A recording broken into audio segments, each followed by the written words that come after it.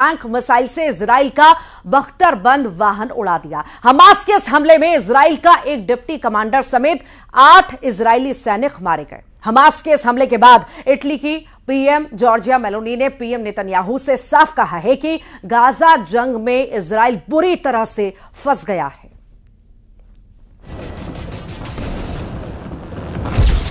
मार दिए 8 सैनिक, हमास के जाल में इजराइल। पिछले 100 दिनों से इजरायली सैनिक यही समझने की कोशिश में जुटे हैं कि लगभग तबाह हो चुका हमास उन पर हमले कैसे कर रहा है और इतने ज्यादा इजरायली सैनिक गाजा में क्यों मारे जा रहे हैं। रफा, खान यूनुस, दक्षिणी गाजा, जबालिया कैंप के पास जिस तरह से हमास के लड़ाके चुन चुन कर इजरायली सैनिकों को मार रहे हैं, उसकी वजह से प्रधानमंत्री नेतन्याहू की नींद उड़ गई है।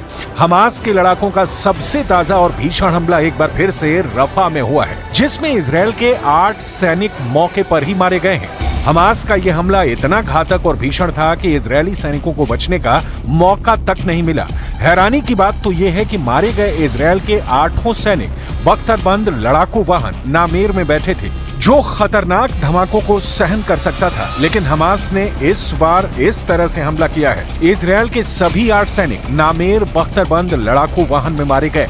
रिपोर्ट्स के मुताबिक यह हमला कैसे हुआ, इसे आप जरा एनिमेशन से समझ लीजिए। रिपोर्ट्स के मुताबिक रफा में जिस वक्त 8 सैनिकों वाली इजरायली टुकड़ी हमास के ठिकाने पर कब्जा करने जा रही थी, उसी वक्त इमारतों के मलबे के पीछे छिपे हमास के लड़ाकों ने इजरायल के बख्तरबंद लड़ाकू वाहन नामेर पर एंटी टैंक मिसाइल से बेहद पास से हमला किया। एंटी टैंक मिसाइल ने जैसे पलक झपकते ही इजरायली बख्तरबंद लड़ाकू वाहन नामेर की धज्जियां उड़ा दी। हमास की एंटी टैंक मिसाइल का धमाका इतना जबरदस्त और तेज था कि बख्तरबंद वाहन में बैठे इजरायल के 8 सैनिक मारे गए। इजरायल ये भी दावा कर रहा है कि हमास ने एंटी टैंक मिसाइल के साथ साथ घातक आईईडी धमाकों का भी इस्तेमाल किया है, जिसकी वजह से नामेर बख्तरबंद लड़ाकू वाहन तबाह हो गया और इजरायल के 8 सैनिक मारे गए। סרן ווסים מחמוד, סגן מפקד פלוגה ו7 מלוחמיו נפלו לפנות בוקר במהלך התקפה על תל סולטן שברפיח.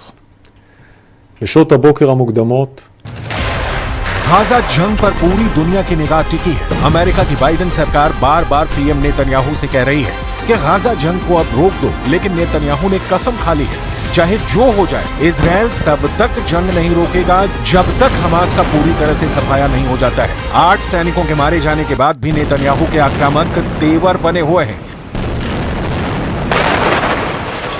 लेकिन जिस तरह से पिछले 100 दिन में हमास के लड़ाकों ने इजरायली सेना पर हमले किए हैं, उसने पूरी दुनिया को हैरान कर दिया है। यहां तक कि G7 की मीटिंग के दौरान इटली के प्रधानमंत्री जॉर्जिया मेलोनी ने साफ कह दिया है कि इजरायल हमास के जाल में बुरी तरह से फंस गया। ऐसा लग रहा है जैसे इजरायल एक जाल में फंस रहा है। गाजा में हमास को इसे अलग थलग करना था।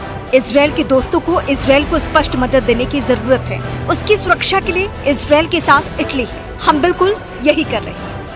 जनवरी 2024 के मध्य में प्रधानमंत्री बेंजामिन नेतन्याहू ने दावा किया कि इजरायल ने गाजा में हमास की 2/3 लड़ाकू रेजिमेंटों को तबाह कर दिया है, लेकिन उन्होंने मारे गए लड़ाकों का कोई आंकड़ा नहीं दिया। हालांकि युद्ध से पहले आईडीएफ के एक अनुमान में गाजा में हमास के लड़ाकों की संख्या करीब 30,000 बताई गई थी। टाइम्स ऑफ इजरायल ने 19 फरवरी 2024 को आईडीएफ के हवाले से खबर दी, हमास के 15,000 लड़ाके मारे गए थे। युद्ध शुरू होने के बाद के आंकड़े बताते हैं कि गाजा पट्टी में मारे गए लोगों में कम से कम 70% महिलाएं और बच्चे हैं।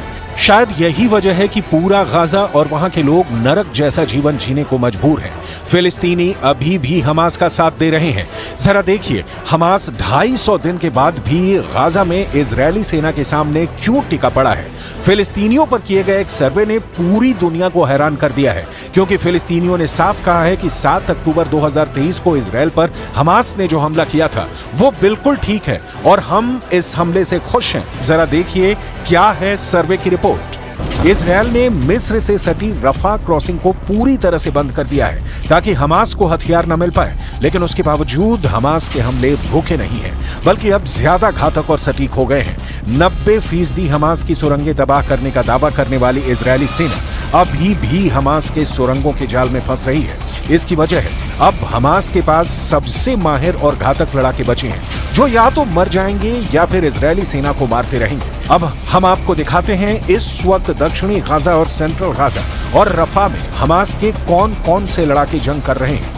हमास के जिंदा 4 टॉप कमांडरों की वजह से गाजा युद्ध लगातार 200 दिन से चल रहा है। हमास का शीर्ष नेता इस्माइल हानिया है, जो अभी तक जिंदा है। दूसरे नंबर पर याह्या सिनवार है, जिसे खान यूनुस का कसाई कहा जाता है, जो सुरंग युद्ध में बेहद माहिर है, वो अभी तक जिंदा है। तीसरे नंबर पर मोहम्मद देईफ है, जो हमास आंदोलन की सैन्य शाखा ईस अल दीन अल कसम ब्रिगेड का चीफ है और अभी तक जिंदा है। और चौथा है हमास का नेता खालिद मेशाल, जो हमास की विदेश में राजनीतिक ब्यूरो का प्रमुख है, जो जिंदा है।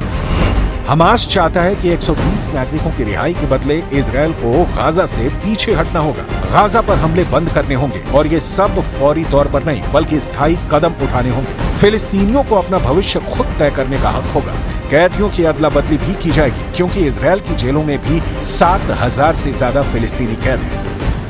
यही वजह है कि अब इजरायली सेना अब सबसे पहले टॉप कमांडर्स को मारना चाहती है। लेकिन दिक्कत यह है कि हमास चीफ हानिया कभी कतर कभी तुर्की में छिप जाता है, जिसकी वजह से उसे इजरायली सेना मार नहीं पा रही है। जबकि खान यूनुस के कसाई के नाम से मशहूर हमास का दूसरा कमांडर सिनवार मिस्र से सटे रफा की सुरंगों में आबादी वाले इलाकों में छिपा बैठा है। इजरायल इसीलिए बार बार कह रहा है कि रफा में हम ऑपरेशन करने जा रहे हैं। इजरायल ने दिसंबर 2023 तक गाजा पट्टी में 40,000 से ज्यादा बम बरसा चुका है, जिसमें गाजा पट्टी में मौजूद 80% से ज्यादा इमारतें पूरी तरह से तबाह हो चुकी हैं। कुछ दावों के मुताबिक हमास की 80% सुरंगें इजरायल की भयानक बमबारी में तबाह हो चुकी हैं। लेकिन रफा में मौजूद हमास की सुरंगों को तबाह करना इजरायल के लिए बहुत बड़ा सिरदर्द है, क्योंकि सुरंगें ठीक घनी आबादी के नीचे हैं।